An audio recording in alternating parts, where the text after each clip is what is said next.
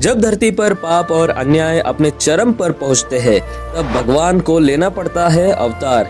यह कथा है भगवान विष्णु के सबसे विचित्र और अद्भुत अवतार की, नरसिंह यानी नरसिंह अवतार की।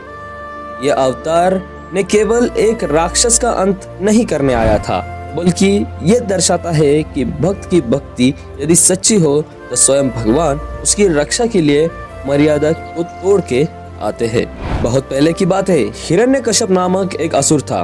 उसका भाई हिरण्याक्ष भगवान विष्णु के हाथों मारा गया था।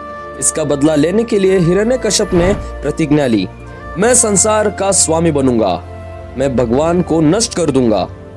उसने हजारों वर्षों तक कठोर तपस्या की, यहाँ तक कि ब्रह्मा जी प्रसन्न हो गए।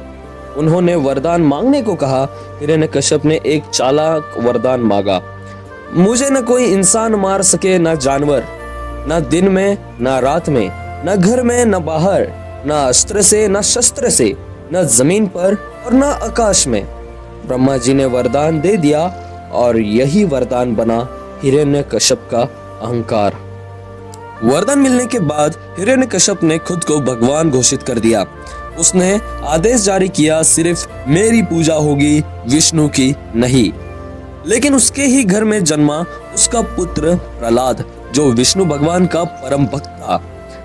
बाल्यकाल से ही वह जप करना ओम नमो नारायणा। हिरण्यकश्यप को यह असहनीय था। उसने प्रहलाद को बार बार समझाया, मैं तेरा भगवान हूँ, और प्रहलाद डटा रहा, मेरे एक ही भगवान है, श्री हरि विष्णु।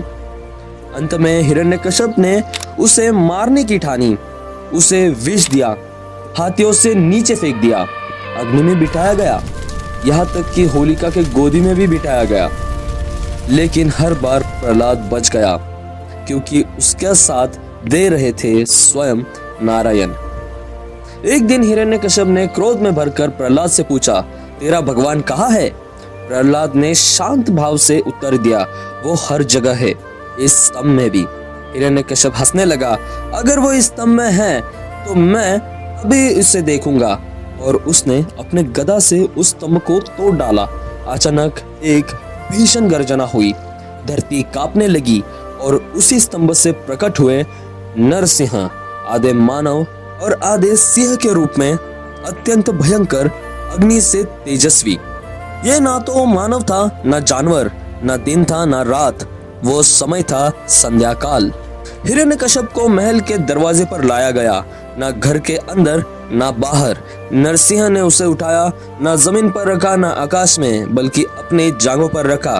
फिर न किसी अस्त्र से और न किसी शस्त्र से, बल्कि अपने नुकीले नाखूनों से हिरण्यकश्यप के शरीर को चीर डाला।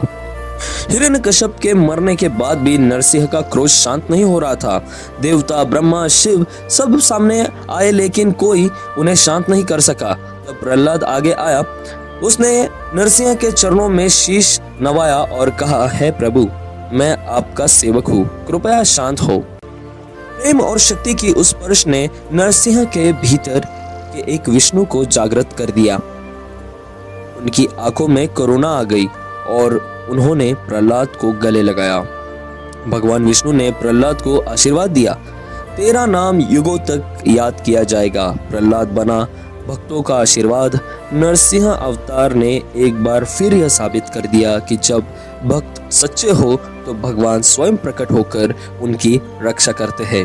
हिरण्यकश्यप का अंत हुआ, प्रहलाद की भक्ति अमर हो गई और नरसिंह अवतार इतिहास बन गया। तो दोस्तों, अगर आपको यह कथा प्रेरणादायक लगी हो तो इस वीडियो को लाइक करें, शेयर करें और चैनल को सब्सक्राइब करना ना भूलें। कमेंट में लिखे जय नरसिंह भगवान अगर आप चाहते हैं कि हम और ऐसे पौराणिक अवतारों की कथाएं आपके लिए लाए। जय श्री हरि विष्णु, जय नरसिंह अवतार।